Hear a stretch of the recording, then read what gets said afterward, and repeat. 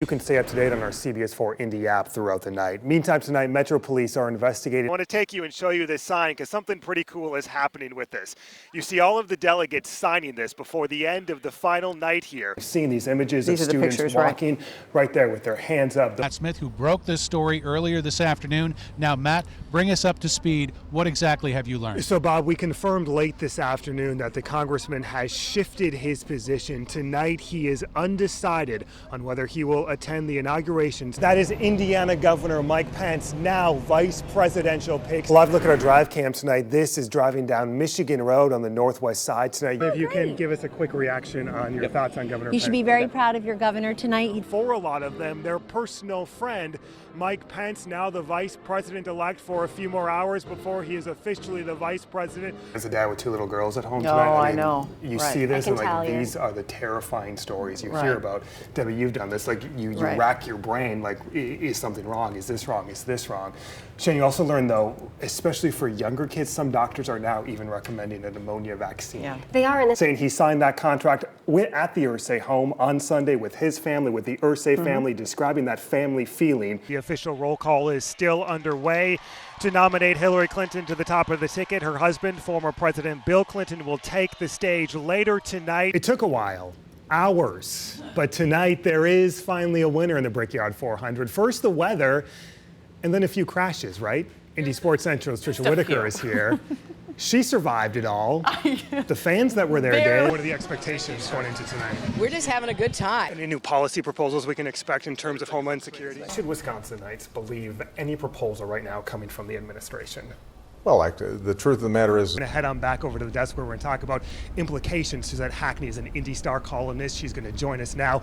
And Suzette, as we look at that map and we look at the Bernie Sanders win tonight, good evening from Midtown Manhattan, where this is essentially ground zero a bit for Governor Mike Pence and the announcement and the 24-hour whirlwind we have witnessed in Indiana politics.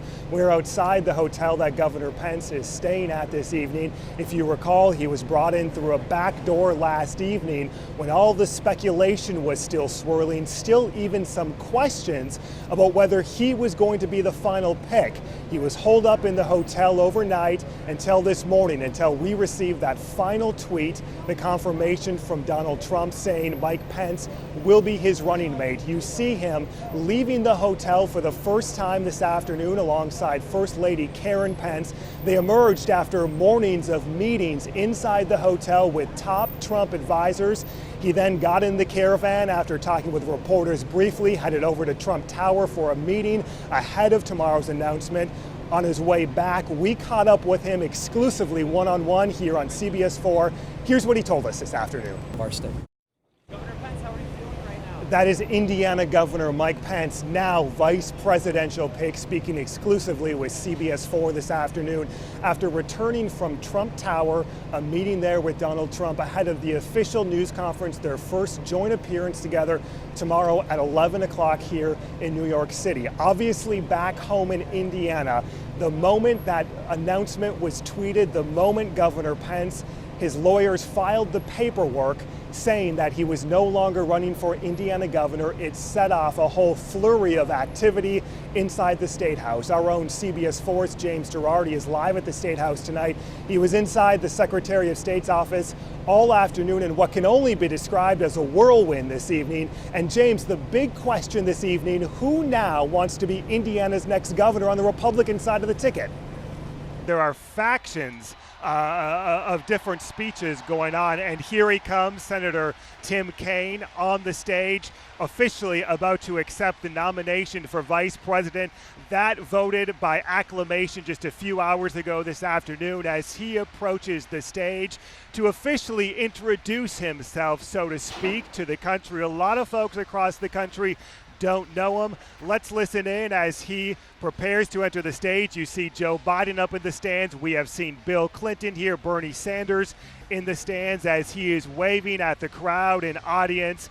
This really, as we saw with the governor last week, his first introduction, not only to tout the candidate, but also himself, his credentials, his agenda, and also a personal story about who exactly he is as a candidate and what he will do to the Hillary Clinton campaign. What's really going to be interesting interesting, we saw this last week with Governor Pence, is what role he's going to play. Let's listen in. Senator Tim Kaine officially accepting the Democratic nomination for vice president. I want to get back to that breaking news we've been following out of Florida all afternoon. Several people now confirmed dead, others injured, up to 14, CBS News is reporting, in a school shooting at a high school. Yeah, there are a lot of conflicting reports. We're trying to sort it all out at this hour. This is what we do know, though. As we take into frame here, we see the school buses, we see the massive emergency response still at this hour. We do know a suspect is in custody. The sheriff's saying within the last hour, an 18-year-old male believed to be a former student of the school. Reports initially indicate, coming from the superintendent, he may have tried to enter that school during dismissal as students were exiting, as Debbie mentioned, when that fire alarm was pulled. CBS News reporting there are at least 14 victims, people hurt, some of those fatalities. No hard numbers on those injured as opposed to those dead. That's clearly being sorted out. And as we know, Debbie, in these situations, a lot of this information is fluid so early on in the investigation. The key part is that students have been removed from the school. The shooter, they believe there is only one, is in custody.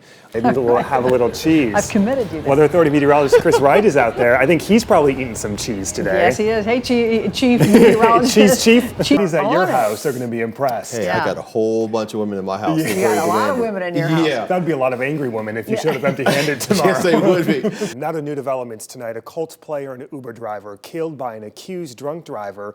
And tonight, state police say the man behind the wheel was in the country illegally. New tonight at 11, dive teams within the last hour have suspended their search for a missing kayaker who disappeared earlier this evening on Big Walnut Creek. Tonight, 2 race car drivers are facing possible criminal charges for Saturday night's crash and fight. The police even had to use a stun gun on one of those drivers. The video was posted online. Tonight, the streets outside the church are clear. Just hours ago, they were filled with police and protesters. Take a look at this. Some neighbors even putting up police tape to keep people out.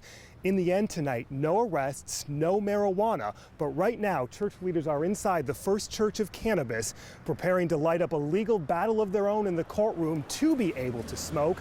Their defense, they say, their religious freedom.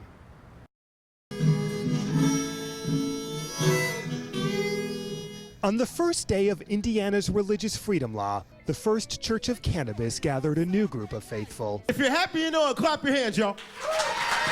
Yet the church's holy sacrament was missing indeed, but not in word. He had 3 words, I just got 2.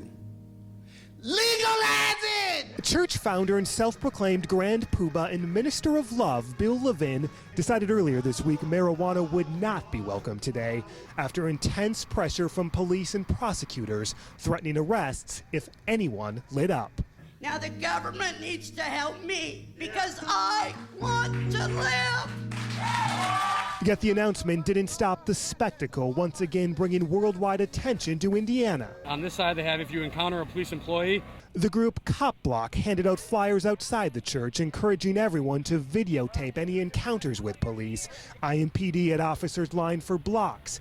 Neighbors barricaded their yards from churchgoers, and protesters assembled their own gathering. We're taking a stand against individuals and churches that would want to commit a crime under the disguise of a name of a church. Fueling a religious freedom debate of its own. Sorry, I give up body parts for your freedoms too. So you should respect me a little bit, son. In 1 week, this group will gather again. It's the first church service I've actually enjoyed. As the church's founder now prepares a religious freedom defense for the courts. This is about the beautiful experience of life's great adventure. Cannabis helps us celebrate it, but if the world is going to turn ugly on us and stop us through religious persecution, we'll go through the courts and we'll make it work. Tonight, Levin wouldn't say either way specifically whether members will smoke at next week's service, hinting at that civil lawsuit using the religious freedom law. By the way, Governor Pence was asked about this church, about this service today. he did not answer, deflected his answer and the question, as this is the most likely the first public case of the measure he signed into law. What a night it has been so far here in Iowa. Ted Cruz telling the Associated Press within the last couple of minutes he calls this a victory for the grassroots effort. Donald Trump tonight telling supporters he is honored to come in second place. We've been talking for a long time about this turnout factor, and that's what we're seeing at play at this hour. A lot of the folks who came to the caucuses we talked to didn't know for sure who they were going to vote for going into this process. They had heard the candidates, met a lot of them for months, weeks, talking with them.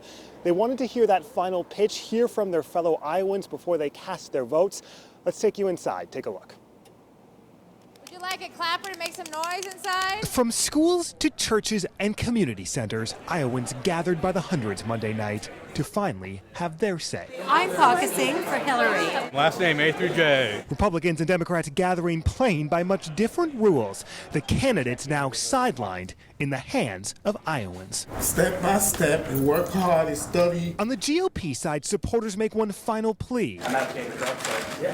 They cast paper ballots and they're counted and organized by hand. The results are Rand Paul and Marco Rubio with 12. He is somebody that I feel like is going to bring new ideas. Meantime, Democrats engage in a sometimes more lively and contentious process. She's gonna work hard. She's worked hard all her life. She's the revolution. Splitting into groups, then they strongly urge and try convincing other Democrats to join their side, which did happen here tonight. She never even had an idea that they cared about these things.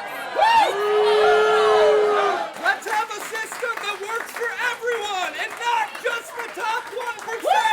There's a lot of passion, a lot of energy. Somebody voted for Bernie Sanders because she got a cookie. In the end, Iowans simply go home, but not before leaving their mark and pride on a status as the nation's first. I think it's an excellent opportunity to go out and show what Iowa's all about and show that we care who leads our nation. Lots of excitement this evening here in Des Moines. Let's get back to those latest results we're following. Ted Cruz winning on the GOP side of things. Donald Trump coming in second. The Democratic race at this hour too close to call between Hillary Clinton and Bernie Sanders. Martin O'Malley has dropped out of the race tonight. So too has Governor Mike Huckabee. On the Republican side of things, a lot of fast-moving pieces as we sit here tonight at 11, guys. Every dad knows the moment. Darkness falls, the kids finally sleeping, and silence. But these dads? 1, 2, 3, 4. They're just warming up. But the parents didn't say so. Ooh, it ain't like a famous say.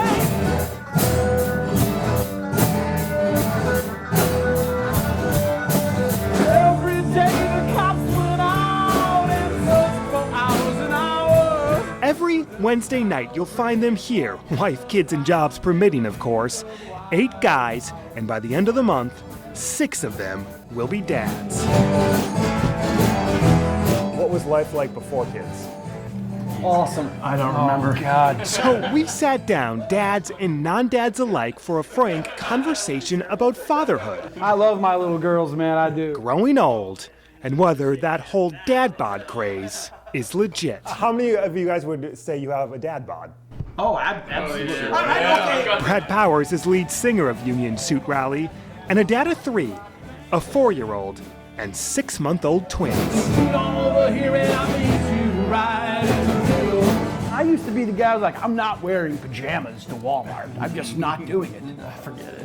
I've done it. Yeah. I paid $75 a month for a gym membership. Oh yeah, I do too. The YMCA. Same thing. YMCA. Never used it. Yep. So, who can we thank for dad bod? Everybody's talking about dad bods. Well, look no further than pop culture and social media. They've said that girls love dad bods. Guys who look like they go to the gym, but they also maybe enjoy a little pizza, a little beer. Elizabeth and I find it really attractive. The craze appears to have started on a college campus. A blog post a couple years ago proclaimed why girls love the dad bod.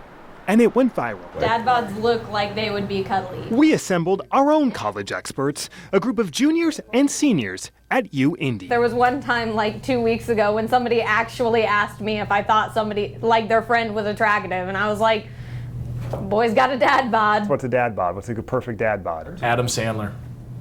Definitely. Will Ferrell. Will Ferrell. Will Ferrell's good, yeah. Also say Chris Pratt, Seth Rogen. Leo.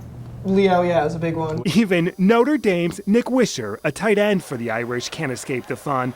An Indy Star article this season proclaimed it was the one with the dad bod who stole the show. Yeah, I get a couple dad bod jokes here and there, but it's all fun. And the marketing has exploded, from the dad bod fanny packs to the t-shirts. Even Barbie's Ken doll rolling out a new dad bod version. You shouldn't strive to be a guy with a gut that hangs out below his t-shirt.